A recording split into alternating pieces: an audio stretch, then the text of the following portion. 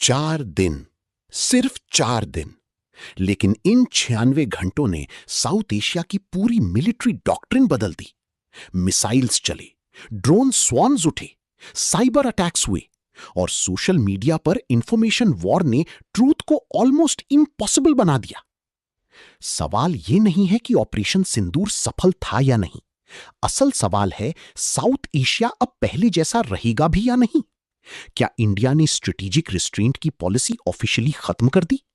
क्या पाकिस्तान ने Chinese defence ecosystem के दम पर नया डिटेरेंस मॉडल बना लिया? और क्या दुनिया ने पहली बार 2 न्यूक्लियर पावर्स के बीच full scale hybrid warfare live देखा? आज की इस एक्सक्लूसिव रिपोर्ट में हम डिकोड करेंगे operation Sindoor, drone war 2025, cyber kinetic escalation और वो हिडन जियोपॉलिटिकल शिफ्ट्स जिन पर मेनस्ट्रीम डिबेट अभी भी सरफेस लेवल पर अटकी हुई है। You are watching word on report. 22 April 2025, Pahalgam attack, 26 civilians killed. लेकिन यह सिर्फ एक टेरर अटैक नहीं था, यह ट्रिगर पॉइंट था उस चेन रिएक्शन का जिसने डेकेड्स पुरानी डेटरेंस थ्योरी तोड़ दी।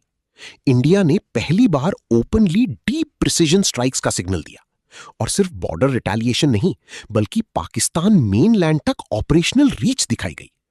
यहीं से शुरू हुआ नया डॉक्ट्रिन। अब तक साउथ एशिया में अनरिटन रूल क्या था? Escalation control. लेकिन मई 2025 में इक्वेशन बदल गई। Drone warfare, cyber sabotage, narrative manipulation, economic coercion सब एक साथ डिप्लॉय हुआ। यानी मॉडर्न वॉर अब सिर्फ टैंक्स और फाइटर जेट्स का खेल नहीं रहा। अब बैटलफील्ड 3 जगह है: ग्राउंड, डिजिटल स्पेस और पब्लिक परसेप्शन।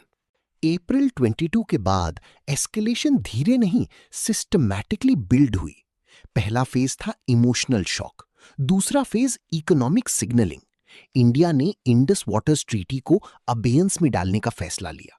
अब टेक्निकली देखें तो यह सिर्फ वाटर इशू नहीं था, यह स्ट्रेटेजिक प्रेशर आर्किटेक्चर था। पाकिस्तान ने इसे डायरेक्ट एग्जिस्टेंशियल थ्रेट कहा। क्यों? क्योंकि साउथ एशिया में वाटर सिक्योरिटी नेशनल सिक्योरिटी का हिस्सा है। फिर शुरू हुई क्वाइट मोबिलाइजेशन।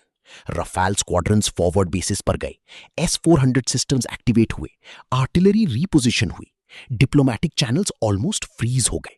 और इसी फेज में सबसे डेंजरस चीज हुई। दोनों देशों को पता था कॉन्फ्रंटेशन आने वाला है, यानी सरप्राइज फैक्टर धीरे धीरे खत्म हो रहा था। 7 मई, थ्रेशोल्ड ऑफिशियली क्रॉस हो गया। India launched operation Sindoor. SCALP missiles, BrahMos platforms, precision deep strikes. Targets क्या थे? इंडिया के मुताबिक टेरर लिंक्ड इंफ्रास्ट्रक्चर। लेकिन रिस्पॉन्स तुरंत आया। पाकिस्तान लॉन्च्ड ऑपरेशन बनियन अनमरसूस। अब सिचुएशन ट्रेडिशनल बॉर्डर कॉन्फ्लिक्ट नहीं रही थी, यह फुल स्पेक्ट्रम एस्केलेशन बन चुकी थी। 8 और 9 मई को ड्रोन ड्यूल्स शुरू हुए। Kamikaze drones, loitering munitions, integrated air defence engagement. और पहली बार S-400 सिस्टम्स को एक्टिव कॉम्बैट एनवायरनमेंट में डिप्लॉय किया गया। फिर आया 10 में, simultaneous strikes, high value military targets, Noor Khan airbase escalation और अचानक US brokered ceasefire. Sudden move क्यों चला गया? क्योंकि वॉशिंगटन को डर था एस्केलेशन न्यूक्लियर सिग्नलिंग जोन में एंटर कर रही है। इंडिया ने इस पूरे ऑपरेशन को क्या नाम दिया? The doctrine of zero tolerance.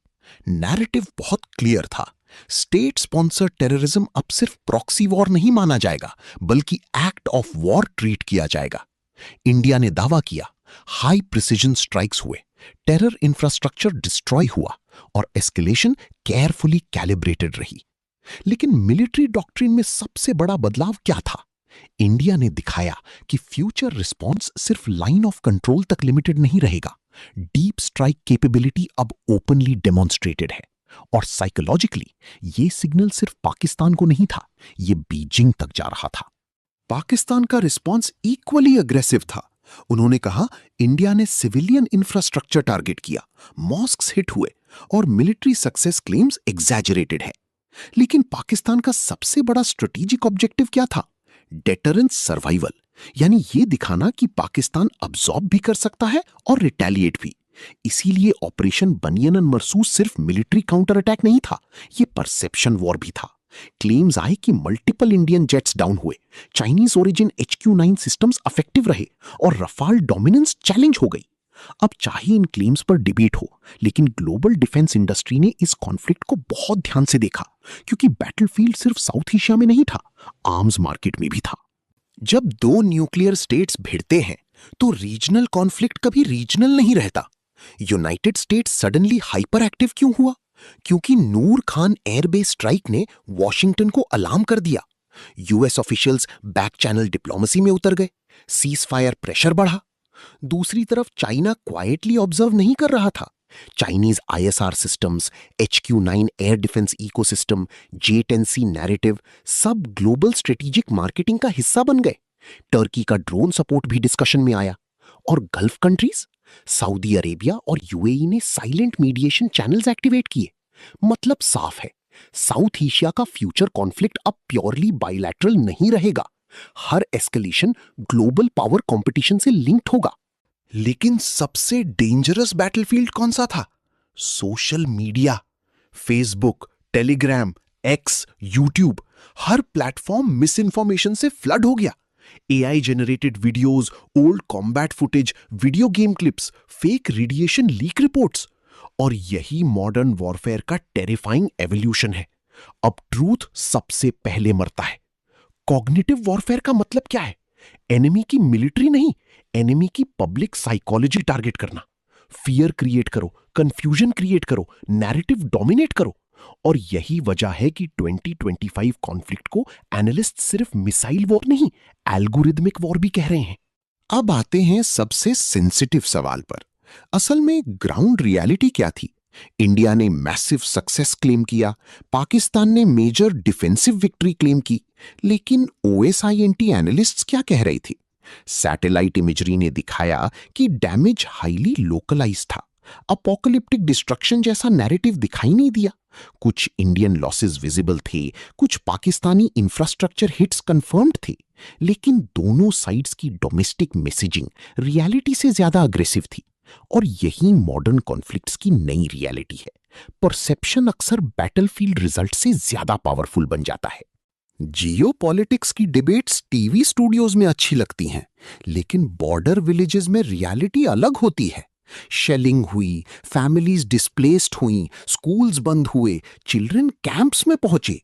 Surgical strike शब्द बहुत क्लीन सुनाई देता है, लेकिन ग्राउंड पर कोलैटरल डैमेज कभी क्लीन नहीं होता।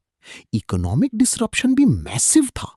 Air space closures, trade slow down, tourism collapse, border economies freeze.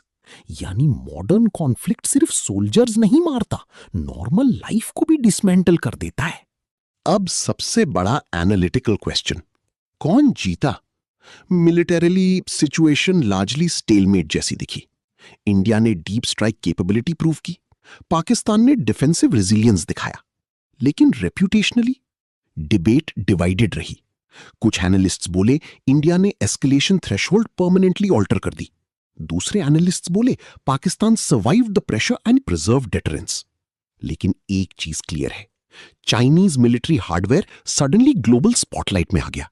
PL-15 missile पर डिस्कशन बढ़ा, HQ-9 सिस्टम्स की क्रेडिबिलिटी डिबेट में आई, और वेस्टर्न डिफेंस इकोसिस्टम को अनकंफर्टेबल क्वेश्चंस फेस करने पड़े। 2025 कॉन्फ्लिक्ट ने एक ब्रूटल रियलिटी एक्सपोज कर दी। फ्यूचर वॉर्स लीनियर नहीं होंगे। Simultaneous drone attacks, cyber intrusions, economic pressure, satellite surveillance, narrative warfare सब पैरेलल चलेगा। इंडस वाटर्स ट्रीटी जैसी इकोनॉमिक कोवर्जन टूल्स भी बैटलफील्ड का हिस्सा बनेंगे। और सबसे डेंजरस शिफ्ट क्या है? Escalation speed. अब गवर्नमेंट्स के पास डिसीजन मेकिंग विंडो बहुत छोटी होगी। मिनट्स मैटर करेंगे, एल्गोरिदम्स मैटर करेंगे, साइबर रेजिलियंस मैटर करेगी। यानी फ्यूचर वॉर फास्टर होगी, स्मार्टर होगी और कहीं ज्यादा अनप्रेडिक्टेबल होगी। सीज फायर हो गया, लेकिन क्राइसिस खत्म नहीं हुआ, क्योंकि 2025 ने साबित कर दिया कि साउथ एशिया अब परमानेंट हाई अलर्ट एरा में एंटर कर चुका है, जहां आर्टिलरी के साथ एल्गोरिदम्स लड़ेंगे, जहां ड्रोन्स बॉर्डर से तेज उड़ेंगे और जहां मिस इन्फॉर्मेशन मिसाइल से ज्यादा डैमेज कर सकती है। अब सवाल यह नहीं है कि अगला क्राइसिस आएगा या नहीं, सवाल यह है जब अगला एस्केलेशन होगा, क्या दुनिया उसे रोक पाएगी? अगर आपको ऐसी deep geopolitical breakdowns, military analysis, economic consequences और हिडन स्ट्रेटेजिक रियलिटीज चाहिए तो चैनल को सब्सक्राइब कीजिए। This is word on report, जहां हेडलाइंस नहीं, उनके पीछे छिपी पावर गेम डिकोड होती है। I will see you in the next report.